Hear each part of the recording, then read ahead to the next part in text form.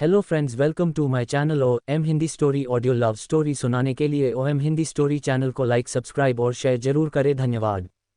की टैकलीफेन। सुबह तिया का घर। सुबह सुबह पानी मुंह पे फेंके जाने के साथ तिया की नींद खुली। उसके ऊपर पानी डालने वाली कोई और नहीं बल्कि उसकी सौतेली बहन लिप्सा थी। चल उठ महारानी, सारा काम कौन करेगा? लिप्सा चिल्लाए। ये रोज का था। तिया देखने में बेशक दुबली पतली थी, लेकिन वो बहुत खूबसूरत थी। भगवान ने उसे इतना मासूम और प्यारा चेहरा दिया था कि कोई भी उसे देखकर अपने होश खो बैठता था। लेकिन तिया के चेहरे की तरह उसकी किस्मत खूबसूरत नहीं थी। कॉलेज का सबसे हैंडसम लड़का अव्यांश, जिसकी वो गर्लफ्रेंड थी, वो उसे छोड़ चुका था, क्योंकि वो उसे खुद को हाथ नहीं लगाने देती थी। और उसके 52 वर्षीय पिता, जिनसे वो इस दुनिया में सबसे ज्यादा प्यार करती थी, उन्होंने पिछली रात ही तिया की सौतेली माँ और सौतेली बहन की बातों में आके उसे बेरहमी से पीटा था। तिया ने खुद की हालत देखी। उसके गालों पर थप्पड़ के निशान थे, शरीर पर मारने के निशान थे। अपनी सौतेली माँ और बहन से तो वो पहले ही नफरत करती थी, लेकिन आज अपने पिता से भी हो गई थी। उसकी सौतेली माँ ईदिया बहुत शातिर औरत थी। वो हमेशा तिया के पापा हृदय के सामने तिया के साथ प्यार से पेश आती थी। लिप्सा भी एक आदर्श बड़ी बेटी और प्यार करने वाली बहन होने का ढोंग करती थी। हृदय घर में ज्यादा नहीं रहते थे। वो अक्सर काम के सिलसिले में बाहर ही रहते थे। वो के कंपनी के ओनर के मैनेजर थे। तिया को हमेशा लगता था कि पापा उससे बहुत प्यार करते हैं, पर कल रात वो भ्रम भी टूट गया। उसके पापा ने उस पर हाथ उठाने से पहले एक बार भी नहीं पूछा कि वो लड़का जो पकड़ा गया था, क्या वो सच में उसका बॉयफ्रेंड था भी या नहीं। बस लिप्सा का रोना धोना सुनकर ही उसे पीटना शुरू कर दिया। और सच ये था कि वो लड़का तिया का नहीं बल्कि लिप्सा का बॉयफ्रेंड था। गुस्से में चिल्लाते हुए हृदय ने कहा, तूने एक बार भी मेरी इज्जत की नहीं सोची। आज तूने साबित कर ही दिया कि तू मेरी नाजायज औलाद है। तुझे पाल पोस कर बड़ा किया, तेरी हर जरूरत को पूरा किया और उसका ये सिला दिया तूने मुझे। एहसान फरामोश। बचपन से ही तिया अपनी सौतेली माँ और बहन का जुल्म सह रही थी, लेकिन उसे लगता था कि उसके पापा उसे बहुत प्यार करते हैं। लेकिन आज उन्होंने भी साबित कर दिया था कि वो उनके लिए कोई मायने नहीं रखती। वो बस उनकी एक गलती है जिसका बोझ वो आज तक ढो रहे हैं। इस छोटी उम्र में तिया को आज जिंदगी के दो सबसे बड़े धोखे मिले थे। पहला, जिस लड़के से वो प्यार करती थी वो उसे छोड़कर किसी और लड़की के साथ रिलेशनशिप में आ गया था। और दूसरा, उसके पापा ने आज कह दिया था कि वो उनके लिए बस एक बोझ है। ये सारी बातें तिया के दिल और दिमाग में घूम रही थी और उसकी आंखों से आंसू बहे जा रहे थे। तिया को देख के लिप्सा बोली, अब अगर और मार नहीं खानी है तो ये रोना धोना बंद करो और सीधे काम पर लग जाओ। मुझे बहुत भूख लगी है, तिया रोते हुई बोली। तभी अंदर आते हुए उसकी सौतेली माँ ने कहा, लगता है रात की मार से पेट नहीं भरा और मार खानी है क्या? तिया रोने लगी तो लिप्सा ने उसके बाल पकड़ लिए और बोली, अगर पापा को कुछ भी बताया ना तो तुझे घर से निकलवा दूंगी। बड़ी आई मेरे पर्सनल मामले में टांग अड़ाने वाली। सुना है तेरे बॉयफ्रेंड ने तुझे धोखा दे दिया। तू है ही इस लायक। चल अब ज्यादा नाटक मत कर और सीधे काम पर लग जा, वरना पापा से अगली शिकायत ये करूंगी कि तूने मुझ पे हाथ उठाया। खुद को संभालते हुए तिया बोली, मैं जल्दी से काम कर देती हूँ। दर्द में कराहती हुई तिया किसी तरह से बिस्तर से निकली और बाथरूम से फ्रेश होकर सीधा किचन में चली गई। उसके पापा सुबह सुबह ही एक ऑफिस टूर पर शहर से बाहर जा चुके थे। तिया को अब कुछ दिन अकेले ही इस माँ बेटी के साथ रहना था, इसीलिए जो वो कहें वही करने में भलाई थी। तिया के पूरे शरीर में दर्द हो रहा था। उसका दिल कर रहा था कि वो सुसाइड कर ले, पर वो ऐसा नहीं कर सकती थी। उसे अपनी माँ का सपना पूरा करना था। घर का सारा काम करके भूखी वो अपने कमरे में आ गई। उसे खाना बनाने की इजाज़त थी, खाने की नहीं। अकेली अपने कमरे में बैठी तिया रोते हुए बोली, मम्मा आप क्यों मुझे अकेला छोड़कर भगवान के पास चली गई? मुझे क्यों अपने साथ नहीं ले गई? मुझे लगता था पापा मुझसे बहुत प्यार करते हैं, पर वो तो मुझसे बिल्कुल भी प्यार नहीं करते। मैं उनकी नाजायज़ औलाद हूं ना। वो दोनों भी मुझे बहुत मारते पीटते हैं। वो मुझसे अच्छे से बिहेव नहीं करते। वो तीनों बहुत बुरे हैं। आई प्रॉमिस मम्मा, मैं एक दिन बहुत रिच बनूंगी, फिर दिखाऊंगी कि मैं आपकी बेटी हूँ। ये कहकर तिया एक बार फिर रोने लगी। तिया की समझ में नहीं आ रहा था कि वो क्या करे। घर में उसको ये लोग जीने नहीं देंगे और कॉलेज में सहाना राय उसका इंतजार कर रही होगी। सहाना राय तिया के कॉलेज की एक लड़की थी जो बहुत खूबसूरत थी और बहुत अमीर भी। तिया को छोड़ के अव्यांश अब सहाना के साथ रिलेशनशिप में आ गया था। जब उसने सहाना का प्रपोजल एक्सेप्ट किया था तब पूरे कॉलेज के सामने सहाना ने तिया का मजाक उड़ाया था, उसे बहुत बेइज्जत किया था। सब लोग तिया पर हंसने लगे थे। तिया को अपने लिए आवाज़ उठानी नहीं आती थी। वो सिर्फ चुप करके सब दुख सहना जानती थी। उसके भोलेपन का कोई भी फायदा उठा सकता था। और क्योंकि उसकी सौतेली माँ और बहन उसे पैसे नहीं देते थे, वो कॉलेज की कैंटीन में पार्ट टाइम जॉब करके अपना खर्चा चलाती थी। पैसों की कमी की वजह से उसने एक साल गैप भी लिया था। वो जैसे तैसे करके अपने कॉलेज की फीस भरकर पढ़ाई कर रही थी। वो सेकंड ईयर आर्ट्स की स्टूडेंट थी और क्योंकि वो टॉपर थी इसलिए उसे स्कॉलरशिप मिलती थी। कुछ दिन बाद एक रात नाइट क्लब बार में लिप्सा अपने दोस्तों के साथ पार्टी कर रही थी। उस नाइट क्लब में कुछ बिगड़े हुए अमीरजादे लड़के भी थे जो नशे में धुत थे। उनकी नज़र लिप्सा पर पड़ी जो छोटे कपड़े पहने नशे में झूम रही थी। वो उसे बुरी नज़र से देखने लगे। जब लिप्सा बाथरूम की तरफ जाने लगी तो वो लड़के भी उसके पीछे पीछे गए और उन्होंने लिप्सा को पकड़ लिया। जैसे ही उन लड़कों ने उसे पकड़ा उसका सारा नशा उतर गया। एक लड़का बोला, hey baby come on let's enjoy. तो दूसरा लड़का बोला, आज की रात हसीन बनाते हैं बेबी, हमारे साथ चलो। वो सभी नशे में धुत थे। लिप्सा गिड़गिड़ाते हुए बोली, प्लीज़ लेट मी गो, मुझे जाने दो। तीसरा लड़का बोला, ऐसे कैसे जाने दे बेबी, कम ऑन यार, you are so beautiful, enjoy. तो लिप्सा खुद को बचाने के लिए अचानक से बोली, मेरी एक छोटी बहन है जो बहुत खूबसूरत है, वो मुझसे भी ज़्यादा खूबसूरत है, तुम उसके साथ एंजॉय कर सकते हो, प्लीज़ मुझे छोड़ दो। वो लड़का लिप्सा को गंदी नज़रों से देखते हुए बोला, ऐसा क्या, ज़रा देखें तो सही। लिप्सा ने हड़बड़ाते हुए जल्दी से अपना फ़ोन निकला और तिया की फ़ोटो उन लड़कों को दिखाते हुए बोली, ये मेरी बहन है, बहुत खूबसूरत है ना। सब लड़के तिया की फ़ोटो देखने लगे। तिया की फ़ोटो देख के उनकी नीयत खराब हो गई। वो बोले, ठीक है, तुम्हारी बहन कहाँ है? लिप्सा घबराते हुए बोली, वो तो घर पे है, उसे बुलाना पड़ेगा। तो दूसरा लड़का लिप्सा को अपनी तरफ खींचते हुए बोला, तो बुला, किसने मना किया है? लिप्सा ने उनकी आंखों में तिया के लिए हवस देख ली थी। वो थोड़ा घबराते हुए बोली, उसके लिए कुछ रिश्वत देनी होगी। तो उन चारों में से एक लड़का बोला, जब तू अभी यहाँ हमारे पास है तो हम तेरी बहन के लिए रिश्वत क्यों दें? ये कहकर उस लड़के ने लिप्सा को अपनी बाहों में कसकर पकड़ लिया। लिप्सा खुद को हौसला देते हुए थोड़ा सा मुस्कुराई और बोली, मैं तो मिल जाऊंगी लेकिन मेरी बहन, जो तुम सब ने देख ही लिया है कि कितनी खूबसूरत है, वो नहीं मिलेगी। उनमें से एक दूसरा लड़का लिप्सा को घूरते हुए बोला, तो तुम अपनी बहन को बेचना चाहती हो? लिप्सा मुस्कुराते हुए बोली, ऐसा ही कुछ समझ लो। तो दूसरा लड़का बोला, 2 सेकंड पहले तक अपनी इज्जत की भीख मांग रही थी और अब अपनी बहन का भाव सेट कर रही है। कितना चाहिए? लिप्सा बोली, 50 लाख।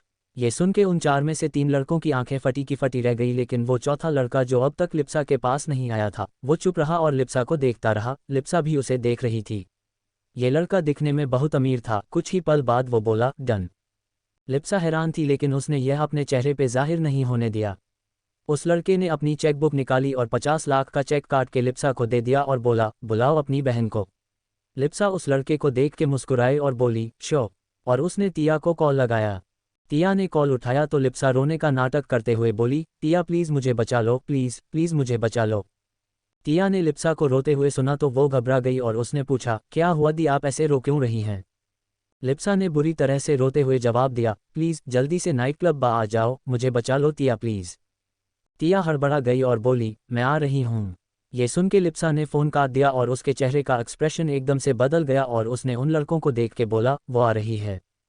एक लिप्सा थी जो अपनी बहन की जिंदगी को अंधेरे में धकेल रही थी और एक तिया थी जो लिप्सा को बचाने के लिए बिना कुछ सोचे समझे नाइट क्लब बार जा रही थी। तिया लिप्सा को इसलिए नहीं बचाना चाहती थी क्योंकि वो उसकी बहन थी, बल्कि इसलिए बचाना चाहती थी क्योंकि वो उसके पापा की बेटी थी।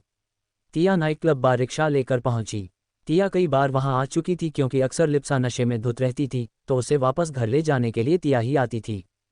वो अंदर गई, उसे लिप्सा दिखी, वो उसे देख के हैरान हो गई। लिप्सा वहां एकदम नॉर्मल बैठी लोगों से बात कर रही थी। तिया लिप्सा के पास गई और उसने पूछा, दी आप तो बिल्कुल ठीक हो, फिर आप रो क्यों रही थी? तिया को देख के लिप्सा ने राहत की सांस ली। लिप्सा बोली, चलो बताती हूँ क्या हुआ है। लिप्सा उसे एक रूम में लेकर गई। वो प्राइवेट रूम था। अंदर जाकर उसने तिया को धक्का दे दिया और बाहर से रूम बंद कर दिया। तिया अंदर फर्श पर गिर गई। उसने अपने सामने 4 लड़कों को देखा जो नशे में धुत थे। एक लड़का बोला, यार ये लड़की तो सच में बहुत खूबसूरत है, आज तो अपनी रात सच में हसीन होने वाली है।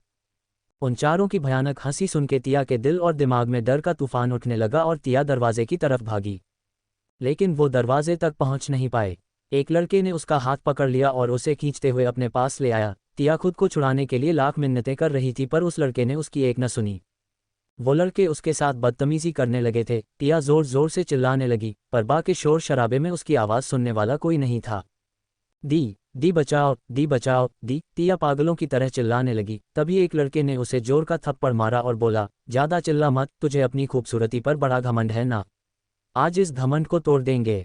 एक लड़के ने तिया के कपड़े की बाजू फाड़ दी। टिया रोने लगी। उन लड़कों ने उसके हाथ पकड़ रखे थे। टिया का शरीर धीरे धीरे कमजोर पड़ रहा था, उसकी हिम्मत टूट रही थी। तभी दरवाज़ा खुला, चारों लड़के दरवाजे की तरफ देखने लगे। टिया ने भी देखा, उन्हें फर्श पर एक परछाई दिखाई दी। फिर उन्होंने सर उठाकर देखा, एक आदमी अंदर आ गया था। टिया के मन में एक उम्मीद जागी। वो चिल्लाते हुए बोली, प्लीज़ मुझे बचा लो, प्लीज़, मैं तुम्हारा एहसान जिंदगी भर नहीं भूलूंगी, प्लीज़ मुझे इन लोगों से बचा लो। उस कमरे की डिम लाइट में उस आदमी का चेहरा नहीं दिखाई दे रहा था, बस इतना दिख रहा था कि उस आदमी ने ब्लैक कलर का सूट पहना हुआ है, एक वाइट शर्ट और साथ में ब्लैक टाई। उस आदमी ने टिया को देखा। टिया की हालत बहुत खराब थी। एक लड़का इस अजनबी को धमकाते हुए बोला, तुम जो भी हो यहाँ से चले जाओ, इस लड़की को हम लोगों ने 50 लाख में खरीदा है, तुम्हारे लिए यही अच्छा होगा कि तुम हमारे मामले में टांग ना अड़ाओ। तुम जानते नहीं हो मैं इस शहर के मेयर का बेटा हूँ, मेरे पापा तुम्हें छोड़ेंगे नहीं। टिया रोते हुए बोली, प्लीज़ मुझे बचा लीजिए, तुम्हें बचाकर मुझे क्या मिलेगा। उस कमरे में उस आदमी की आवाज़ गूंजी। ये सुनकर टिया की आखिरी उम्मीद भी टूट गई, उसका शरीर ठंडा पड़ने लगा। मेयर का लड़का बोला, तेरा टाइम हो गया हीरो, अब हमें अपनी 50 लाख की इन्वेस्टमेंट का इंटरेस्ट लेने दे। वो आदमी मुड़ के जाने लगा। वो चारों फिर से टिया की तरफ बढ़ने लगे। एक लड़का जिसने पहले से टिया के पैर पकड़ रखे थे, वो उसको देख के बहुत ही गंदी तरह से हंसता हुआ बोला, अब तुम्हें कौन बचाएगा बेबी, लेट्स एंजॉय। टिया डर के मारे बेहोश हो गई। तभी मेयर के बेटे को एक जबरदस्त किक पड़ी और वो 10 कदम दूर जा गिरा। उसके तीनों दोस्त उसे देखने लगे। वो हैरान रह गए और देखते ही देखते उस आदमी ने चारों लड़कों की ताबड़तोड़ पिटाई कर दी। उस आदमी ने अपना कार्ड निकाला और उन अधमरे लड़कों के पास फेंकते हुए बोला, 50 लाख दिए थे ना तुमने इसके लिए, मैं तुम्हें 1 करोड़ दे रहा हूँ, अपना इलाज करा लेना और इस रात को और इस बात को हमेशा के लिए भूल जाना। तभी वहाँ 5 आदमी और आ पहुँचे। ये लोग इसी खतरनाक आदमी के लिए काम करते थे। उनमें से एक बोला, कोई तूफान आया है क्या? वो ऐसे बोल रहा था जैसे सोकर उठा हो और अब भी नींद में ही हो। वो लड़का उस आदमी का भाई था। उन लोगों ने टिया को देखा। उस आदमी ने अपना कोट उतारा और टिया को ढक दिया। उसका भाई बोला, भाई लगता है सीरियस मामला है, इस लड़की को हम यहाँ नहीं छोड़ सकते, इसको अपने साथ ले चलते हैं, जब इसको होश आ जाएगा तो इसको इसके घर छोड़ देंगे। वैसे आप उठाओगे कि मैं उठाऊं? वो आदमी बोला, उसकी कोई ज़रूरत नहीं। उसने टिया को अपने बाहों में उठा लिया। वो लोग वहाँ से बाहर निकल गए। बाहर 4 to 5 लग्जरी मर्सिडीज खड़ी थी। एक आदमी ने उस काले सूट वाले के लिए एक मर्सिडीज का दरवाज़ा खोला और वो खतरनाक आदमी टिया को अपनी बाहों में लिए गाड़ी में बैठ गया और उसके आदमियों ने दरवाज़ा बंद कर दिया। देखते ही देखते गाड़ियों का काफिला धूल का गुबार उड़ाता हुआ आंखों से ओझल हो गया। इस काले सूट वाले के बारे में ऐसी अफवाह थी कि उसके पलक झपकाने से ही रातों रात लोग गायब कर दिए जाते थे। कौन था ये काले सूट वाला और उसने टिया को क्यों बचाया? कोई मसीहा था या ये भी था कोई शैतान जिसके चंगुल में अब टिया फंस चुकी थी? क्या टिया अपनी सौतेली माँ और बहन के जुल्म से बच पाएगी? क्या उसकी जिंदगी में भी खुशियों की सुबह होगी? देर रात मुंबई। वो अनजान आदमी टिया को अजीब नज़रों से देख रहा था, जो गाड़ी की सीट पर उसके बगल में बेहोश पड़ी थी। जैसे गाड़ियों का काफिला शहर के ट्रैफिक को चीरता हुआ अपनी मंजिल की तरफ दौड़ रहा था, ये आदमी एक गहरी सोच में डूबा हुआ था। उस आदमी का एक अलग ही रुतबा था। वो शहर का सबसे अमीर इंसान था। उसका मैं बिजनेस वेपन्स बनाना और उन्हें बेचने का था। वो इंडियन गवर्नमेंट को अपने वेपन्स देता था और विदेशों में भी उन्हें भारी कीमतों पर बेचता था। उसकी कंपनी के बनाए हुए वेपन्स की पूरी दुनिया में भारी मांग थी। विदेशी सरकारें उसकी कंपनी के बनाए हथियारों को खरीदने के लिए कितना भी पैसा बहाने को तैयार थी। वेपन्स के अलावा उसका कंस्ट्रक्शन का बिजनेस भी था। यही नहीं, उसके कई और अलग अलग बिजनेस भी थे। वो इतना रिच और पावरफुल आदमी था कि उसे राजा कहना गलत नहीं होगा। उस आदमी की गाड़ियों का काफिला एक आलीशान घर के पार्किंग लॉट में जाकर रुका। 33 साल का ये नौजवान बहुत हैंडसम और चार्मिंग था। चाहे वो आम लड़की हो या फिर किसी अमीर घराने की बेटी, सब उस पर मरती थी। उसके नाम की दीवानगी हर लड़की के दिल में थी। हर कोई उससे शादी करना चाहती थी। पर इस आदमी के बारे में ये अफवाह थी कि उसे लड़कियां पसंद ही नहीं है, वो गे है, पर ऐसा कुछ नहीं था। वो आदमी ही था, बस वो लड़कियों से दूर रहता था। बिजनेस की दुनिया में इस वेपन्स किंग को एक नाम मिला था, मौत का देवता। वो सच में मौत का देवता ही था। अगर उसका दिमाग फिर जाता था तो वो सब कुछ रौंद डालता था। उसके पास लेटेस्ट टेक्नोलॉजी के खतरनाक वेपन्स और डिवाइसेस थे। मतलब वो एक हैकर भी था और इंडिया का वेपन्स किंग भी। वो था आर्यन खानदान का बड़ा बेटा, इहितार्यन का बड़ा पोता, अश्वत्थ इहितार्यन। आर्यन खानदान शहर का सबसे इज्जतदार खानदान था। अश्वत्थ का एक छोटा भाई भी था जिसका नाम था आदित्य इहितार्यन।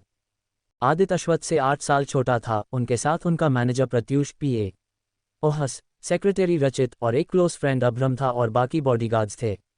अश्वत्थ के सभी साथी भी बहुत हैंडसम थे।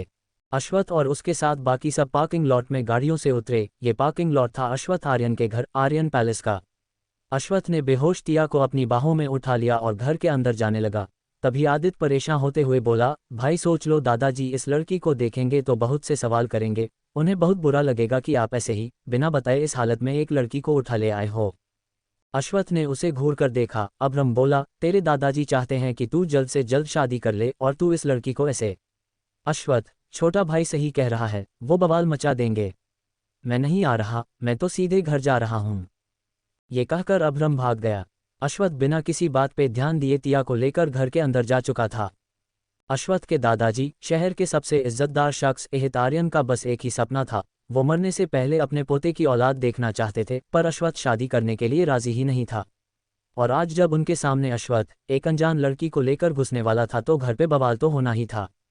दादाजी को अपने पोतों की बहुत चिंता होती थी, इसीलिए वो हमेशा उनके घर आने का इंतजार करते थे और आज भी वो लिविंग रूम में ही उनका वेट कर रहे थे। जब दादाजी ने अपने पोते को एक लड़की को बाहों में उठाए अंदर आते देखा तो वो बहुत हैरान हुए। उन्होंने कभी अपने पोते को किसी लड़की के साथ नहीं देखा था। अश्वत्थ हमेशा लड़कियों से दूर रहता था। अश्वत्थ के पीछे बाकी लोग भी डरते डरते अंदर आए। आदित्य प्रत्यूष के पीछे छिप रहा था जैसे उसने कोई गुनाह कर दिया हो। दरअसल बात यह थी कि आदित्य ने थोड़ी सी पी रखी थी और अगर यह बात उसके दादाजी को पता चल जाती तो वो बहुत नाराज होते। दादाजी ने अपने पोतों को देखा और पूछा, ये लड़की कौन है, इसे यहाँ क्यों लाए हो और यह बेहोश क्यों है?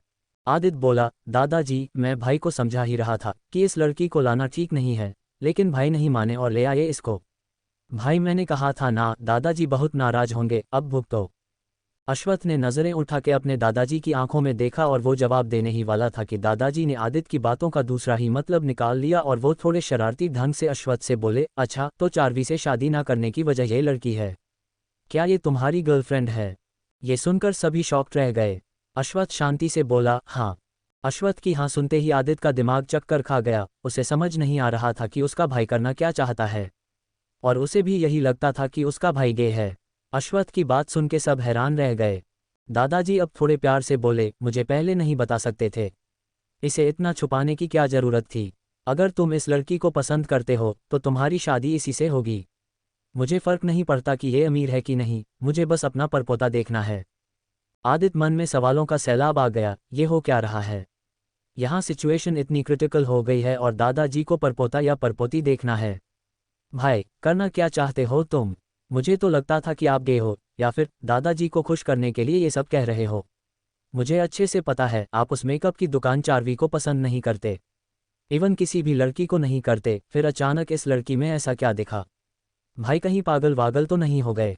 इन सवालों से जूझते हुए उसकी नज़र किसी और पर पड़ी, वो लड़की जो उसके भाई की बाहों में बेहोश पड़ी थी।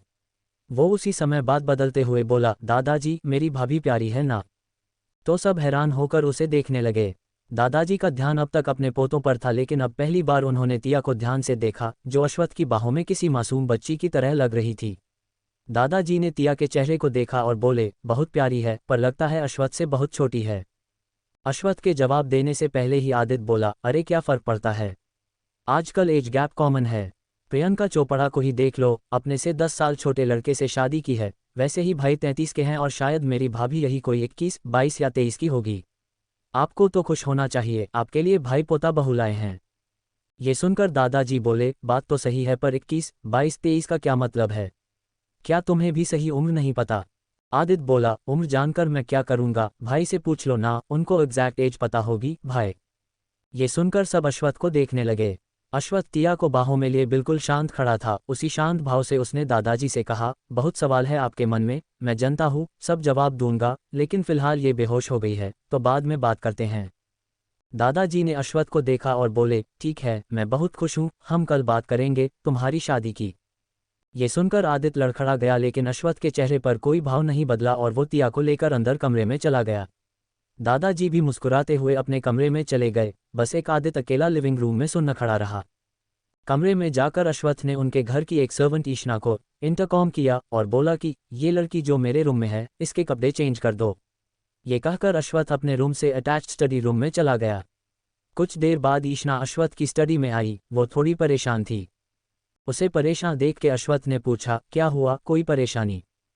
तो ईशना हिचकिचाते हुए बोली, बिग बॉस बात यह है कि, और आधे में ही चुप हो गई। अश्वथ, क्या हुआ? ईशना की आंखों में दर्द था। वो बोली, बिग बॉस, लगता है उस लड़की पर बहुत जुल्म बरसाया गया है। उसके पूरे शरीर पर ताज़ा जख्म है। ऐसा लगता है कि उसे 1-2 दिन पहले ही बेरहमी से पीटा गया है। अश्वथ को गुस्सा आने लगा और वो सीधा बेडरूम में आया और उसने देखा कि तिया पेट के बल उल्टी लेटी हुई है और उसका शरीर ब्लैंकेट से ढका हुआ है। अश्वथ ने ब्लैंकेट हटाकर सिर्फ तिया की पीठ को ही देखा। तिया की पीठ पे जख्म थे। अश्वथ को तिया की बाजू पर भी चोट के कई निशान दिखाई दिए। अश्वथ की आंखें गुस्से में लाल थी। उसने कहा, मैं डॉक्टर को फ़ोन करता हूँ। रात बहुत हो चुकी थी, लेकिन आदित्य अभी भी लिविंग रूम में परेशान इधर उधर घूम रहा था। तभी उसने उनकी फैमिली डॉक्टर नैना को उनके घर आते देखा और वो सोच में पड़ गया। डॉक्टर नैना आधी रात को आर्यन पैलेस में क्या कर रही हैं? इन्हें किसने बुलाया? उसने डॉक्टर का रास्ता रोक लिया और बोला, अरे डॉक्टर नैना, आप इतनी रात को यहाँ? डॉक्टर नैना बोली, आपके भाई ने इमरजेंसी में बुलाया है। ये सुन के आदित्य फिर से कंफ्यूज हो गया। आदित्य को उसके हैरान हाल में छोड़ के वो सीधे अश्वथ के रूम में चली गई। अश्वथ के रूम में घुसते ही वो हैरान हो गई। अश्वथ के बेडरूम में लड़की। अपनी हैरानगी को जाहिर करते हुए वो बोली, क्या बात है? सबको लगता है कि आप गे हो, मुझे भी यही लगता था, पर आप तो। बीच में ही बात काटते हुए अश्वथ बोला, डॉक्टर नैना, मैंने आपको इलाज करने के लिए बुलाया है, मेरे गे होने या ना होने का पता लगाने के लिए नहीं। आप प्लीज़ अपने काम पे ध्यान दीजिए। ये कहकर अश्वथ अपने बेडरूम से अटैच्ड बार में चला गया। वहां जाकर वो वाइन पीने लगा। उसके दिमाग में एक नई प्लानिंग शुरू हो चुकी थी। एक अच्छा आइडिया मिल गया था उसे चारवी सहाय से शादी ना करने का। चारवी सहाय से शादी ना करने की उसकी बहुत बड़ी वजह थी। चारवी जितनी अच्छी दिखती थी उतनी अच्छी थी नहीं, और अश्वथ लोगों की नीयत को बहुत अच्छे से पहचान लेता था और चारवी भी उसकी नज़रों से नहीं बच पाई थी। पर चारवी ने उसके दादाजी का दिल जीत लिया था, तो चारवी से शादी ना करने की सिर्फ एक ही वजह थी, जो उसके दादाजी को मंजूर होती कि वो किसी और से शादी करना चाहता है। उसने तिया की फ़ोटो क्लिक कर रखी थी और कुछ देर पहले ही अपने डिटेक्टिव विक्टर को उसके बारे में इन्फॉर्मेशन निकालने के लिए कह दिया था। तिया फिलहाल उसके लिए खुद को चारवी से बचाने वाली तलवार थी। आखिर क्या है ये खेल जिसमें तिया फंसती जा रही है? क्यों उसके बारे में सारी जानकारी निकलवा रहा है अश्वथ? क्या होगा जब वो बेहोशी से जागेगी और कैसे बच के निकल पाएगी मासूम तिया शहर के सबसे बड़े आदमी के पंजों से? देर रात, आर्यन पैलेस। अश्वथ खिड़की पे खड़ा बाहर काले आसमान को देख रहा था और सोच रहा था। उसके दिमाग में एक बहुत ही खतरनाक प्लान चल रहा था। हालांकि इस प्लान से तिया को कोई नुकसान नहीं पहुंचाने वाला था, पर उसकी जिंदगी एक झटके में हमेशा हमेशा के लिए बदलने वाली थी। एक तरफ तो तिया के लिए अश्वथ आर्यन एक मसीहा था जिसने उसकी इज्जत बचा ली थी, पर दूसरी तरफ अश्वथ किसी राक्षस से कम नहीं था। वो बहुत खतरनाक था। उसके दिमाग में क्या चल रहा था ये तो सिर्फ वही जानता था। अगली सुबह जब सूरज की किरणें पर्दों से छनती हुई तिया के चेहरे पर पड़ने लगी तो उसकी आंख खुली। उसने चारों तरफ देखा और जैसे ही उसे इस बात का एहसास हुआ कि वो एक अनजान घर में है, वो घबरा के तुरंत उठ गई। उसने देखा कि उसके शरीर पे कपड़े नहीं हैं, तो उसने खुद को जल्दी से ब्लैंकेट से ढक लिया। दरअसल उसके घावों पर दवाई लगाने के बाद उसे कपड़े नहीं पहनाए गए थे। तभी तिया की नज़र अश्वथ पर पड़ी और वो उसे देखती ही रह गई। उसने जिंदगी में इतना हैंडसम आदमी नहीं देखा था। उसके चेहरे पर एक अलग ही नूर था। तिया उसे आंखें फाड़ फाड़ कर देख रही थी। अश्वथ बेडरूम के सोफे पर बैठा अपने गोद में लैपटॉप लिए काम कर रहा था। फिर एकदम से तिया को रात की वारदात याद आई और उसे अपनी हालत का एहसास हुआ, तो वो घबरा गई और उल्टा पुल्टा सोचने लगी, क्या जिसने उसे बचाया था उसी ने उसका फ़ायदा भी उठाया था। अश्वथ का ध्यान अपने लैपटॉप पर से हटा और उसने देखा कि तिया जाग गई है, तो तुम उठ गई। वो लैपटॉप कॉफ़ी टेबल पे रखते हुए बोला। तिया का चेहरा देखते ही वो समझ गया था कि वो क्या सोच रही है। वो उठकर उसकी तरफ आने लगा तो तिया घबरा गई और उसने ब्लैंकेट कसकर पकड़ लिया और पीछे सरकने लगी। अश्वथ बेड के पास आया और बोला, तुम्हारे कपड़े मेरी मेड ईशना ने चेंज कर दिए थे और तुम्हारे घावों पर दवाई लगाने के बाद तुम्हें कपड़े नहीं पहनाए गए थे। मैंने तुम्हारे साथ कुछ भी नहीं किया। तिया ने डरते हुए पूछा, क्या कल रात आपने मेरी जान बचाई थी? अश्वथ एकदम से बोला, तुम्हें क्या लगता है किसने बचाई होगी? तिया समझ गई और हिचकिचाते हुए बोली, thank you so much sir, अगर आप नहीं होते तो। तिया जज्बाती हो रही थी, लेकिन अश्वथ ने तिया की बात को बीच में ही काट दिया और सीधे सीधे बोला, तुम्हें बचाने के लिए मैंने उन लड़कों को 1 करोड़ रुपए दिए। 1 करोड़? जानती हो ना कि 1 करोड़ में कितने जीरो होते हैं? तिया हैरान होकर उसे देखने लगी। अश्वथ अपना जाल फेंक चुका था। वो उसकी आंखों में देखते हुए बोला, तुम अगर जिंदगी भर भी कमाओगी तो भी इतने पैसे इकट्ठे नहीं कर पाओगी। मैंने तुम्हें 1 करोड़ देकर बचाया है तो जाहिर सी बात है अब तुम मेरी चीज़ हो, और अगर तुम इस कर्ज से छुटकारा पाना चाहती हो तो मैं जैसा कहता हूँ वैसा करती जाओ, इसी में तुम्हारी भलाई है। तुम्हें शायद पता नहीं होगा, इसीलिए बता रहा हूँ कि लोग मुझे राक्षस बुलाते हैं। तिया डरकर सर से पांव तक कांपने लगी। तिया सोचने लगी, 1 करोड़ मेरे लिए तो 1000 भी बड़ी बात है। यह आदमी ठीक ही तो कह रहा है, मैं अगर जिंदगी भर भी कमाऊंगी तो भी 1 करोड़ इकट्ठे नहीं कर पाऊंगी। तभी अश्वत्थ उसकी आंखों के सामने चुटकी बजा उसे वापस होश में लाते हुए बोला, समझ में आया मैंने क्या कहा। तुम अब मेरी चीज़ हो, तुम्हें मेरी सारी बातें माननी होगी। मुझे पता है तुम्हारे घरवालों को तुम्हारे जीने और मरने से कोई फर्क नहीं पड़ता, और तुम्हारे पास रहने के लिए कोई ठिकाना भी नहीं है, तो मेरा काम तुम्हें करना ही पड़ेगा। कैसा काम? ये शब्द एकदम से तिया के मुंह से निकले। अश्वत्थ उसको घूरते हुए बोला, कर्ज मेरा है तुम पर, सवाल मैं करूंगा, तुम सिर्फ कहोगी हाँ, समझी। तिया डर गई और जल्दी से अपना सिर हाँ में हिलाया, वो और कर भी क्या सकती थी। वो बुरी तरह से फंस चुकी थी। अश्वत्थ के चेहरे पर हल्की सी मुस्कुराहट आई और वो बोला, वेरी गुड, बाथरूम में जाओ और जाकर नहा लो। जाओ। तिया कंफ्यूज्ड थी, डरी हुई थी, उसने ब्लैंकेट को कसकर पकड़कर ओढ़ा हुआ था। अश्वत्थ ने उसे घूर कर देखा और कहा, और इस बार थोड़े गुस्से में कहा, गो डॉट नाउ। तिया डरते डरते ब्लैंकेट को लपेटे हुए बिस्तर से उतरी। तभी एक झटके से अश्वत्थ ने अपने लंबे हाथ आगे बढ़ाए और तिया को अपनी बाहों में उठा लिया। घबराहट में तिया की सांसें ऊपर नीचे होने लगी। अश्वत्थ सीधे उसे बाथरूम में ले गया और उसे जाकर बाथटब में लिटा दिया। तिया समझ नहीं पाई थी कि पिछले 10 सेकंड में हुआ क्या था। अश्वत्थ उसको बेशर्मों की तरह देख रहा था। उसने पूछा, खुद नहा लोगी या मैं हेल्प करूं? और यह कहकर उसने ब्लैंकेट का एक कोना पकड़ा। तिया बहुत ज्यादा डर गई और उसने पूरी जान लगा के ब्लैंकेट को पकड़ लिया। वो रोने ही वाली थी कि अश्वत्थ ने ब्लैंकेट छोड़ दिया और कहा, कपड़े वहां रखे हैं और तुम्हारी ज़रूरत का बाकी सारा सामान है, तुम्हारे हिसाब से हीटर में पानी भी गर्म है। तिया थोड़ी सी शांत हुई तो उसने चारों तरफ देखा। उस साफ आलीशान कस्टम मेड बाथरूम को देख के वो हैरान थी। आधे घंटे बाद जब बाथरूम का दरवाज़ा खुला और तिया नहा के तैयार होकर बाहर आए, अश्वत्थ कमरे में बैठा तिया के बारे में वो इन्फॉर्मेशन पढ़ रहा था जो विक्टर ने भेजी थी। उसने नज़रें उठाकर देखा, तिया बाथरूम के दरवाजे पे खड़ी थी। अश्वत्थ ने पहले ही उसके लिए कंफर्टेबल कपड़े रखवा दिए थे जिससे उसके घाव को प्रॉब्लम ना हो। तिया उन कपड़ों में बहुत प्यारी लग रही थी। अश्वत्थ बोला, वहाँ क्यों खड़ी हो? तिया ने कोई जवाब नहीं दिया। अश्वत्थ उसे घूरते हुए बोला, मुझे पता है तुम गूंगी नहीं हो, नाटक करना बंद करो। मुझे वो लोग बिल्कुल पसंद नहीं है जो गूंगे बहरे की तरह बिहेव करते हैं। तिया डर गई और धीरे सी आगे बढ़ने लगी। अश्वत्थ उसकी कछुए की सी चाल देखकर इरिटेट हुआ और बोला, अगर ऐसे ही चलोगी तो मेरे पास पहुंचने में तुम्हें 4 साल लगेंगे। तिया जल्दी से अश्वत्थ के सामने आके किसी आज्ञाकारी स्टूडेंट की तरह खड़ी हो गई। ऐसा लग रहा था जैसे अश्वत्थ उसका टीचर है जो उसे इंस्ट्रक्शन दे रहा हो। अश्वत्थ ने उसे सर से पांव तक देखा और बोला, भूख लगी है? तिया ने कुछ नहीं बोला। अश्वत्थ समझ गया था कि तिया बहुत ही सकुचाई लड़की है और बहुत ज़्यादा सेंसिटिव भी। लैपटॉप एक तरफ रख के वो खड़ा हो गया और तिया की तरफ बढ़ने लगा। तिया को पहली बार यह एहसास हुआ कि अश्वत्थ उससे बहुत ज़्यादा लंबा था और उसके सामने वो एक चुहिया की तरह लग रही थी। वैसे तिया की हाइट भी अच्छी थी पर वो सिर्फ अश्वत्थ के सीने तक ही पहुंच रही थी। तभी अश्वत्थ ने कहा, अब अच्छी लड़की की तरह मुझे फॉलो करो। ये कहकर वो कमरे से बाहर निकल गया। तिया भी उसके पीछे पीछे चल दी।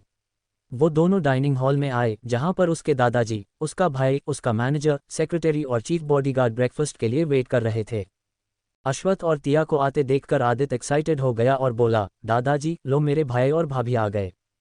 दादाजी ने अपने पोते और तिया को देखा और उनके चेहरे पर एक मुस्कुराहट आ गई। अश्वत्थ ने डाइनिंग टेबल पर सबको देखा और आके अपनी चेयर पर बैठ गया, पर तिया खड़ी रही। ये देखकर दादाजी को बड़ा अटपटा लगा और वो तिया से बोले, अरे बेटा डरो मत, बैठो। फिर उन्होंने अश्वत्थ को देखा और उसे टोकते हुए कहा, तुम खुद आकर बैठ गए, पहले उसे बिठाओ। अश्वत्थ, अपनी होने वाली बीवी के साथ ऐसा कौन करता है? आदित्य बोला, भाई ऐसे कौन करता है? तिया को कुछ समझ नहीं आ रहा था। वो हक्की बक्की डरी सहमी सबको देख रही थी। वो सोचने लगी कि कहीं वो किसी तरह के पैरानॉर्मल वर्ल्ड में तो नहीं पहुंच गई है। अश्वत्थ के चेहरे पर कोई एक्सप्रेशन नहीं था। उसने तिया को देखा और बोला, बैठ जाओ। तिया तब भी वैसे ही जड़ खड़ी रही। तभी अश्वत्थ ने तिया का हाथ पकड़ा और उसे चेयर पर अपने पास बिठा लिया। सब डाइनिंग टेबल पर बैठ चुके थे। सर्वेंट ने ब्रेकफास्ट सर्व करना शुरू किया। इतना हेल्दी और शाही ब्रेकफास्ट स्प्रेड तिया ने पहली बार देखा था। उसे बहुत भूखी लगी थी पर वो खाने में संकोच कर रही थी। दादाजी बोले, बेटा शर्माओ मत, तुम्हारा ही घर है। तिया चुपचाप दादाजी की बात सुनती रही पर उसकी खाने को छूने की हिम्मत नहीं हुई। दादाजी ने उससे पूछा, क्या तुम ठीक से खाती पीती नहीं हो? इतनी दुबली पतली हो कि एक ही फूंक में उड़ जाओगी। ये सुनते ही आदित्य को शरारत सूझी और खाना छोड़कर उसने तिया को फूंक मारी। टेबल पर बैठे सभी सदस्य उसकी इस हरकत से हैरान थे। तिया को भी ये बड़ा अजीब लगा। आदित्य हंसते हुए बोला, दादाजी आप तो कह रहे थे कि उड़ जाएगी, पर ये तो यहीं पर है। आपका लॉजिक गलत निकला। भले ही मेरी भाभी दुबली पतली हैं, इसका मतलब ये नहीं है कि उन्हें कोई भी एक फूंक में उड़ा देगा। तिया को कुछ समझ नहीं आ रहा था, उसका तो मन कर रहा था कि वो वहां से भाग जाए। तभी अश्वत्थ ने तिया के कहा, खाना खाओ अच्छे से। उसने जानबूझकर सर्वेंट से तिया को ज्यादा ब्रेकफास्ट सर्व करने के लिए कहा था ताकि तिया पेट भर के खा सके। तिया धीरे धीरे खाने लगी। ब्रेकफास्ट सच में हेल्दी और टेस्टी था। खाते हुए तिया की नज़र आदित्य पर पड़ी, जो बड़े अजीब तरीके से खाना खा रहा था, और एकदम से उसकी हंसी छूट गई। सब उसे ही देखने लगे। तिया हंसते हुए बहुत प्यारी लग रही थी। फिर सबने आदित्य को देखा जो बस खाए जा रहा था। उसे किसी से कोई मतलब नहीं था, बस वो और उसका ब्रेकफास्ट। दादाजी और अश्वत्थ को छोड़कर सब हंसने लगे। फिर आदित्य ने सबको हंसता हुआ देखा और बोला, ऐसे क्या हंस रहे हो, कोई जोकर देख लिया क्या? तो प्रत्यूष अपना पेट पकड़कर बड़ी मुश्किल से बोला, ओ माय गॉड आदि, तुम ऐसे खाना खाते हो, सो फनी। आदित्य बोला, इसमें फनी क्या है, ये तो मेरा स्टाइल है। फिलहाल वो अपनी बेइज्जती नहीं करवाना चाहता था। ये किस अजीब परिवार में फंस गई थी तिया? क्या चाहता था अश्वत्थ तिया से? कल तक कॉलेज जाने वाली तिया की शादी की बातें शुरू हो गई थी, वो भी मौत के देवता के साथ। क्या होगा तिया की मायूस जिंदगी का आने वाला कल? सुबह आर्यन पैलेस। अश्वत्थ ने तिया को देखा तो वो डरकर चुप हो गई और सिर नीचे कर लिया। तिया के एकदम से चुप हो जाने पर आदित्य बोला, अरे क्या हुआ भाभी, अभी तो हंस रही थी, अचानक चुप कैसे हो गई? भाई ने आपको इशारों इशारों में डांट तो नहीं दिया? तिया उसे शॉक्ड होकर देखने लगी और हैरान होकर उसके मुंह से निकला, भाभी। तो सब उसे देखने लगे। दादाजी बोले, बेटा तुम मेरे पोते की गर्लफ्रेंड हो ना? ये सवाल सुनकर तिया के पैरों तले जमीन निकल गई। वह चौंक कर बोली, गर्लफ्रेंड? किसकी? तिया का सवाल सुनकर अब दादाजी अश्वत्थ को अजीब ढंग से देखने लगे। सिचुएशन को हाथ से निकलते देख आदित्य अपने भाई के बचाव में हड़बड़ाता हुआ बोला, अरे मेरी प्यारी भाभी, क्या आप भी? गुस्सा छोड़ दो। आप इसलिए ऐसा बोल रही है ना क्योंकि भाई के साथ आपका झगड़ा हो गया है? डोंट वरी भाभी, भाई आपसे शादी करने वाले हैं, इसलिए तो आपको घर लाए हैं। और भाभी आप चिंता मत करो, चाहे कुछ भी हो जाए, मैं हमेशा आपकी साइड हूँ, हम दोनों मिलकर भाई की क्लास लेंगे। उसने अश्वत्थ को देखा और अपने दादाजी की नज़रों से बचते हुए उसे आंख मारी। तिया शॉक्ड रह गई। अश्वत्थ ने तिया को घूर कर देखा और आंखों ही आंखों में कह दिया, शायद तुम भूल रही हो कि तुम्हारे ऊपर 1 करोड़ का कर्जा है जो तुम चुका नहीं सकती, तो इसलिए बेहतर होगा कि मैं जैसा कहूँ वैसा करो। मेरी हाँ में हाँ मिलाओ। तिया इशारा समझ गई और धीरे से बोली, आई एम सॉरी। अश्वत्थ ने अपने दादाजी से पूछा, दादाजी आपको मेरी पसंद से कोई एतराज़ तो नहीं है ना? दादाजी अश्वत्थ का सवाल सुन के हंसने लगे और बोले, मुझे एतराज़ होगा? क्या तुम्हें सच में ऐसा लगता है? मेरे प्यारे पोते, अगर एतराज़ होता तो रात को ही मैं तुम्हें घर में घुसने नहीं देता। मुझे तो खुशी है कि तुम खुद मेरे लिए पोता बहू लेकर आए हो, अब बस जल्दी से शादी कर लो, पता नहीं मैं और कितना जीऊंगा, बस मुझे जल्दी से परपोता या परपोती दे दो। ये सुनकर आदित्य हंसते हुए बोला, दादाजी बच्चे कोई मार्केट में मिलने वाले प्रोडक्ट थोड़ी ना है कि मार्केट गए, वहां से खरीदे और घर ले आए। बच्चे होने में बहुत टाइम लगेगा और आपको किसने कहा कि आप मरने वाले हैं? आप इतनी जल्दी नहीं मर सकते, आपको तो मेरे भी बच्चे देखने हैं, इनफैक्ट हम सबके बच्चे देखने हैं। आदित्य की बात को आगे बढ़ाते हुए प्रत्यूष बोला, और नहीं तो क्या दादाजी, आप भी हमेशा सेठी हो जाते हैं, कम से कम आपको 200 साल और जीना है। अपने पोतों और बाकी सब की बात सुनकर दादाजी के चेहरे पर मुस्कुराहट आ गई और वो बोले, अगर चाहते हो कि मैं 200 साल और जीऊं तो मेरे पोते से बोलो मेरी पोता बहू से शादी कर ले आज। ये सुनकर सब हैरान रह गए, पर अश्वत्थ शांत था जैसे उसे पता हो कि ऐसा होने वाला है। दादाजी अश्वत्थ को देख के बोले, मैंने पंडित जी से बात की है, वह बता रहे थे कि आज का दिन बहुत शुभ है। ये सारी बातें सुनकर तिया हक्की बक्की रह गई। तिया सोचने लगी, शादी? ये हो क्या रहा है मेरे साथ? भगवान आप क्या चाहते हो, मेरी शादी? उसका शरीर ऊपर से नीचे तक कांपने लगा। अश्वत्थ ने उसकी हालत भांप ली और टेबल के नीचे से उसका थरथर कांपता हाथ टाइटली पकड़ लिया, लेकिन इससे फायदा कम नुकसान ज्यादा हुआ। अश्वत्थ के उसे छूते ही उसके अंदर मानो कर दौड़ गया हो, उसकी घबराहट बढ़ती ही जा रही थी। अश्वत्थ ने उसे धीरे से बोला, शांत हो जाओ, इतना क्यों कांप रही हो? मैं कौन सा तुम्हारी बलि चढ़ा रहा हूँ? याद रखो, I am your boss, I saved you, understand? ये सुनकर तिया खुद को नॉर्मल दिखाने की कोशिश करने लगी। उसको आदत थी, अपनी सौतेली माँ और बहन के जुल्म सहने के बाद भी वो अपने पापा को कुछ पता नहीं लगने देती थी। उनको लगता था कि वो बहुत खुश है, अपना दर्द छुपाने में उसने महारत हासिल कर ली थी। अश्वथ उसकी उंगलियों के एक्यूप्रेशर पॉइंट्स को दबाने लगा। अश्वथ के छूने से टिया और घबरा रही थी, उसके दिल में तूफान उठा रहा था, पर अश्वथ का टच उसे नेगेटिव नहीं पॉजिटिव वाइब्स दे रहा था। आदित्य खुशी से चिल्ला पड़ा और बोला, क्या कहा दादाजी आपने? ओह माय गॉड, मेरे भाई की शादी आज ही होगी। वाओ वाओ, मेरे भाई की शादी। पर दादाजी इतने कम टाइम में तो। आदित्य की बात को दादाजी बीच में ही काटते हुए बोले, तुम सबको तो पता ही है, इस शादी को हम सीक्रेट ही रखेंगे। मेरे पोता बहू को नुकसान पहुंचाने वाले बहुत हैं और मैं ऐसा कुछ नहीं चाहता। ये सुनकर अश्वत्थ ने दादाजी को समझने की कोशिश की। मुझे इससे कोई फर्क नहीं पड़ता दादाजी, पर हम कब तक छुपा कर रखेंगे? एक ना एक दिन तो सबको बताना ही पड़ेगा, और फिर मेरे होते हुए कौन हमारा नुकसान कर सकता है? आदित्य चिढ़ते हुए बोला, कौन कर सकता है का क्या मतलब है? हम सब जानते हैं ऐसा कौन कर सकता है। आई थिंक दादाजी इज राइट। कुछ घंटों बाद आर्यन पैलेस में सब खुशी से पागलों की तरह चिल्ला रहे थे। अलग तरह की धूम मची हुई थी, लेकिन तिया सदमे में थी। उसे यकीन नहीं हो रहा था कि उसकी शादी हो गई थी। वो बस अश्वत्थ आर्यन नाम के इस तूफान की दिशा में बहती चली गई। अश्वत्थ ने उसे जैसा कहा वैसा ही करती गई। उनकी शादी बस कुछ लोगों की मौजूदगी में ही हुई। घर के सदस्य और अश्वत्थ और आदित्य के कुछ क्लोज फ्रेंड्स, जो फिलहाल पीकर टुन पड़े थे जैसे अश्वत्थ की नहीं उनकी शादी हुई हो। तिया हैरान खड़ी खुद को उस बड़े से मिरर में देख रही थी। वो किसी रानी से कम नहीं लग रही थी। उसने बहुत ही खूबसूरत पिंक कलर का डिज़ाइनर ब्राइडल लहंगा पहन रखा था। पिंक कलर उसका फेवरेट था। उसने अपनी शादी में ऐसे ही कपड़े पहनने का सपना देखा था। उसकी आंखें खुद को देखकर यकीन नहीं कर पा रही थी। वो सच में किसी राजा की रानी लग रही थी। आर्यन पैलेस के केयरटेकर्स ने उसे बहुत अच्छे से तैयार किया था। उसने अपनी मांग में लगे सिंदूर को देखा। उसे शादी का वक्त, अश्वत्थ का मांग में सिंदूर भरना, फिर फेरे, सब याद आ रहा था। उसने अपने गले में पहने मंगलसूत्र को देखा। वो इस तरह से डिज़ाइन किया गया था कि कोई कह नहीं सकता था कि वो मंगलसूत्र है। वो एक तरह का डिज़ाइनर पतली चेन का नेकलेस था। उसमें डबल ए का सिंबल था। वो बहुत ही प्यारा और खूबसूरत था। वो ध्यान से उस मंगलसूत्र को देख रही थी। वो बोली, डबल ए मीन्स सर का नाम क्या है? और सोचने लगी। तभी अश्वत्थ बाथरूम से नहाकर बाथरोब पहनकर बाहर आया और बोला, डबल ए मीन्स अश्वत्थ आर्यन। तिया आवाज़ सुनकर डर गई और हड़बड़ाकर वहीं गिर पड़ी। उसने सिर उठाकर अश्वत्थ को देखा, जो अपने बालों को सुखाते हुए उसे अजीब नज़रों से देख रहा था।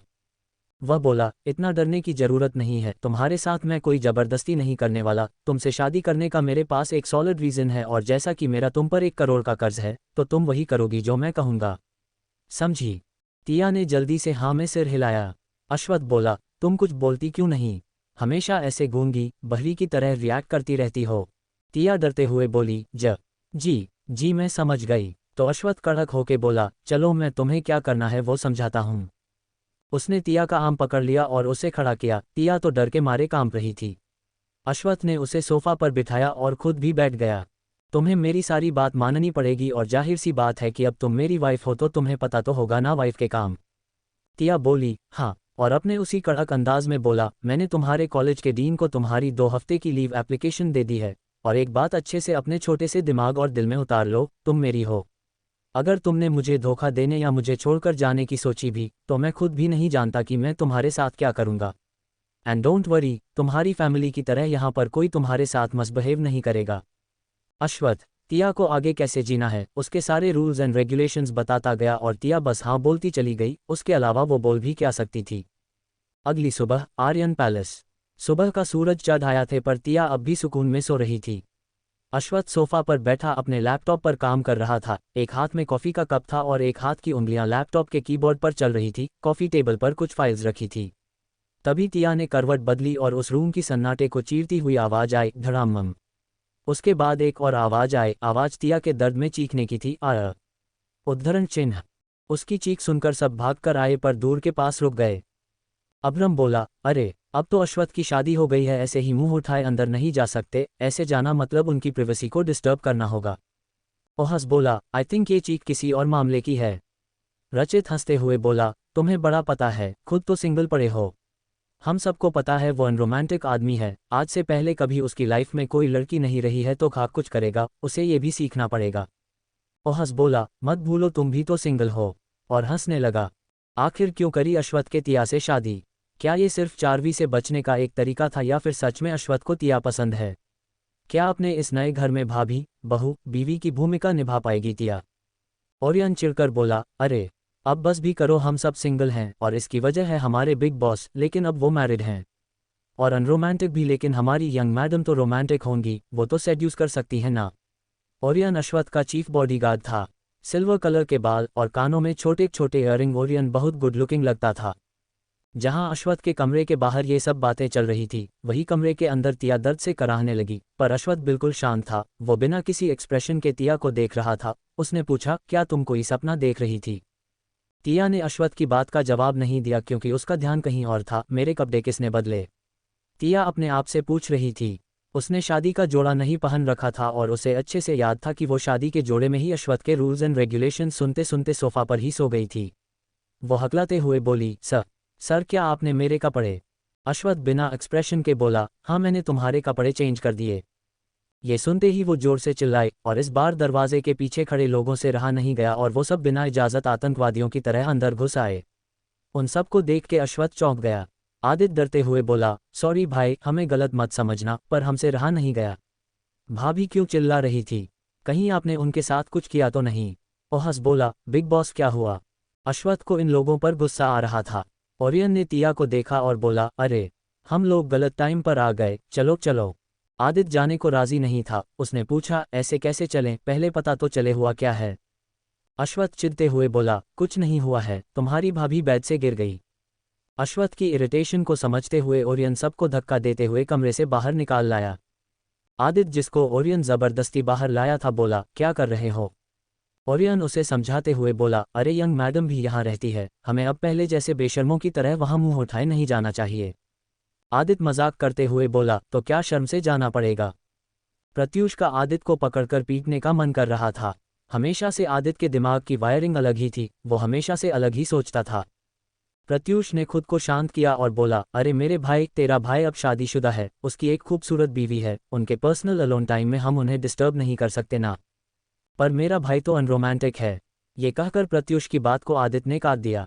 ओरियन दोनों को डांटते हुए बोला, चुप, अब चलो। और सभी आदित्य को उठाकर ले गए। कमरे में तिया चीखते हुए बोली, आप ऐसा कैसे कर सकते हैं? आप मुझे उठा भी तो सकते थे, आपने क्यों मेरे कपड़े बदले? अश्वथ ने उसे ऊपर से नीचे तक देखा और शांत होकर बोला, क्यों? मैं तुम्हारे कपड़े चेंज क्यों नहीं कर सकता? शायद तुम भूल रही हो तुम मेरी बीवी हो, तो इतना हक तो है ना मेरा। ये सुनकर तिया चुप हो गई। अश्वथ अजीब ढंग से मुस्कुराते हुए बोला, इतना शर्मिंदा होने की जरूरत नहीं है, मैंने ही देखा है, किसी और ने नहीं। ये सुन के तिया का मन कर रहा था कि वो वहीं पर गड्ढा खोदकर उसमें गिर जाए या फिर धरती फट जाए और वो उसमें समा जाए। अश्वथ ने तिया को प्रिंसेस नाइट गाउन पहना दिया था। तिया के गाल शर्म से लाल हो गए थे। वो फर्श को देख रही थी और वहीं अश्वथ बेशर्मों की तरह कुछ भी बोले जा रहा था। अश्वथ ने उसकी मन की बात जान ली थी। वो उसे छेड़ते हुए बोला, मेरे घर में गड्ढा खोदने की कोशिश मत करना, समझ गई, और मरने की तो बिल्कुल भी मत सोचना। ये सुनकर तिया शॉक्ड रह गई कि अश्वथ को कैसे पता चला कि वो वही सोच रही थी। पूरी दुनिया में सबको लगता था कि अश्वथ एक बहुत ही अनरोमांटिक पर्सन है। इनफैक्ट उसके दोस्तों और भाई को भी यही लगता था। उन्हें क्या पता था कि उनका ये दोस्त इतना बेशर्म भी हो सकता है। और अश्वथ खुद भी हैरान था कि वो क्या बके जा रहा है और किस लिए। उसने तिया को देखा और बोला, तुम्हें पता है ना क्या करना है? तिया चुप खड़ी उसे देखती रही। अश्वथ उसे समझाते हुए बोला, आज पहली रसोई की रस्म करनी है, तुम्हें मेरे दादाजी को इम्प्रेस करने का एक भी मौका नहीं छोड़ना है, समझ में आई बात? तुम्हें खाना बनाना तो आता है ना? ये सुनकर तिया बोली, जी। तो अब जाओ, जाकर नहा लो, और हाँ, बाहर मेरे पागल दोस्तों की फौज है। अगर वो लोग कुछ भी उल्टा पूछते हैं तो जवाब मत देना, वो लोग बड़े बदतमीज लोग हैं। ये कहकर अश्वथ कमरे से बाहर जाने लगा। तिया मन ही मन बोली, आप कौन से अच्छे हो? तिया को वहीं जड़ खड़ा देखकर अश्वथ ने उसे फिर टोका, अब जाओगी भी या फिर चाहती हो कि मैं तुम्हारी नहाने में? अश्वथ की बात पूरी भी नहीं हो पाई थी कि तिया उठ खड़ी हुई और भागते हुए बाथरूम में घुस गई और दरवाज़ा अंदर से बंद कर दिया और लंबी लंबी सांसें लेने लगी। अश्वथ को खुद पे ताज्जुब हुआ और वो मन ही मन बोला, मैं कब से ऐसा हो गया हूँ?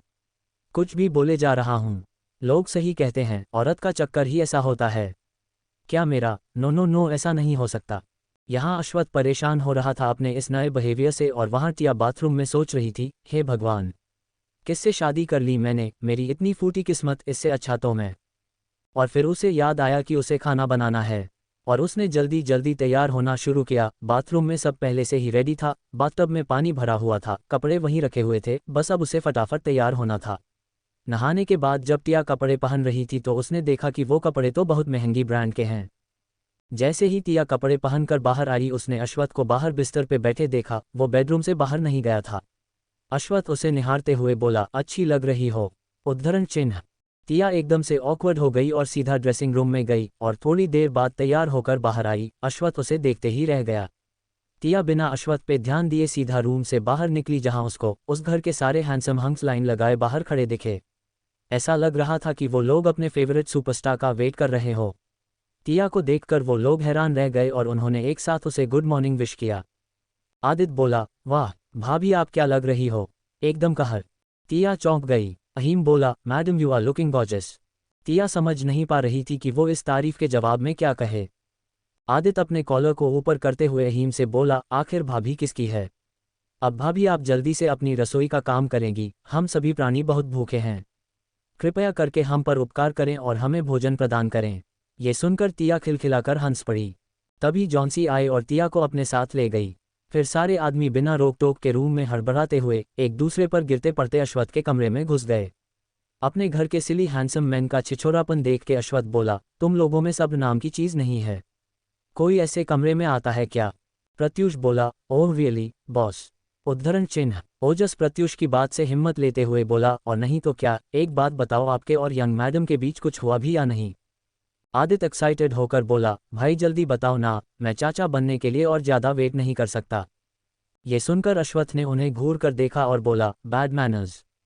अब्रम बोला अश्वथ की बात को नकारते हुए बोला, बैड मैनर्स गया भाड़ में, हमें जवाब चाहिए, अभी के अभी। एक तो किसी को बिना बताए उस लड़की को अपनी गर्लफ्रेंड अनाउंस कर दिया, फिर लगे हाथ दूसरे दिन शादी भी कर ली, तो जाहिर सी बात है कि उसे तुम पसंद करते होगे पहले से ही। अश्वथ सबसे परेशान होते हुए बोला, मैं उसे नहीं जानता, बस इतना बता सकता हूं कि फिलहाल मेरे पास उसके साथ रहने का एक सॉलिड रीजन है। वो मेकअप की दुकान चारवी सहाय, एम आई राइट? जैसे ही यह बात कमरे में गूंजी सबने देखा कि यह कौन बोला। ये बात रचित के मुंह से निकली थी। अश्वथ ने गुस्से से घूर के रचित को देखा। प्रत्यूष एकदम चिढ़ गया और नाराज होते हुए बोला, क्या सुबह सुबह किसका नाम ले लिया? अब मेरा पूरा दिन खराब जाएगा। वैसे ही उसकी शक्ल देखकर मुझे बहुत बुरा फील होता है। उस चालबाज औरत का जिक्र मत किया करो यार। आदित्य कंफ्यूज्ड था, उसने अश्वथ से पूछा, तो क्या चारवी सहाय से पीछा छुड़ाने के बाद आप मेरी इतनी प्यारी और छोटी सी भाभी को छोड़ देंगे? अश्वथ ने गुस्से से बोला, ऐसा किसने कहा कि मैं उसे छोड़ने वाला हूं? मैं किसी का हाथ पकड़ने के बाद कभी नहीं छोड़ता, ये सबको पता है। ओरियन ने अश्वथ से पूछा, वैसे आपको नहीं लगता कि यंग मैडम बच्ची जैसी दिखती है? ओरियन की बात को सपोर्ट करते हुए ओजस बोला, हाँ उसकी एज पता कर लेना यार, क्या पता 18-19 की निकली तो। वो 23 साल की है। अश्वथ ने चिल्ला के कहा। ओरियन बोला, गुस्सा क्यों हो रहे हो, मैं तो बस पूछ रहा था, वो 23 की, तुम 33 के, वाह क्या बात है, इतनी छोटी लड़की। अश्वथ इस बात से बिल्कुल ही चिढ़ गया और बोला, क्यों खुश नहीं हो तुम लोग? तुम लोगों को सिंगल नहीं रहना पड़ेगा। प्रत्यूष हंसते हुए बोला, भाई हम तो तुम्हारे बच्चे देखने के बाद ही शादी करेंगे। अश्वथ अपनी इस फौज से परेशान हो चुका था, उसने मन ही मन सोच कि उसने ऐसे कौन से अच्छे काम किए हैं जो उसे ऐसे दबंग बागर बिल्ले मिले हैं। रचित फिर अपने शरारती अंदाज में बोला, बताए न बॉस, और दांत दिखाते हुए हंसने लगे। अश्वथ उसे डांटते हुए बोला, बत्तीसी दिखाना बंद करो, वो अभी बहुत छोटी है और अभी तक उसका ग्रेजुएशन भी कंप्लीट नहीं हुआ है। इस समय ये सारी बातें करना सही नहीं है। अहीम को अश्वथ की बात समझ आई और वो बोला, बात तो सही है पर यंग मैडम का नाम क्या है? इस सवाल के जवाब के लिए सब अश्वथ को देखने लगे। ये सुनकर अश्वथ ने एक फाइल दी जिसमें टिया के बारे में सारी इन्फॉर्मेशन थी। अहीम ने फाइल खोली और उसे पढ़ने लगा, टिया आनंद अग्रवाल। उद्धरण चिन्ह। ओजस ने पूछा, और आगे? और इससे पहले कि अहीम आगे पढ़े ओजस ने उससे फाइल ले ली और खुद पढ़ने लगा। नाम टिया आनंद अग्रवाल, पिता हृदय अग्रवाल, माँ उज्ज्वल आनंद। क्या? अहीम जोर से चिल्लाया और उसने हैरान होते हुए पूछा, माँ का नाम उज्ज्वल आनंद? ओ माय गॉड, उज्ज्वल आनंद। ये सुनकर ओरियन बोला, उज्ज्वल आनंद? ओ नो, मतलब यंग मैडम फेमस आर्टिस्ट उज्ज्वल आनंद की बेटी है। पता है, मेरे डैड उनके बहुत बड़े फैन थे, वो जो भी पेंटिंग बनाती थी ना, ऐसा लगता था कि वो अभी जी उठेगा। मेरे डैड तो उनकी हर पेंटिंग खरीदते थे, पर बहुत सालों पहले जब वो वर्ल्ड फेमस आर्टिस्ट बनने ही वाली थी तब अचानक वो गायब हो गई। उद्धरण चिन्ह। आदित्य जो अब बहुत एक्साइटेड था वो बोला, हमारे पास भी उनकी बहुत सारी पेंटिंग्स हैं, मॉम ने खरीदी थी। सबकी बात को ध्यान से सुनता हुआ अश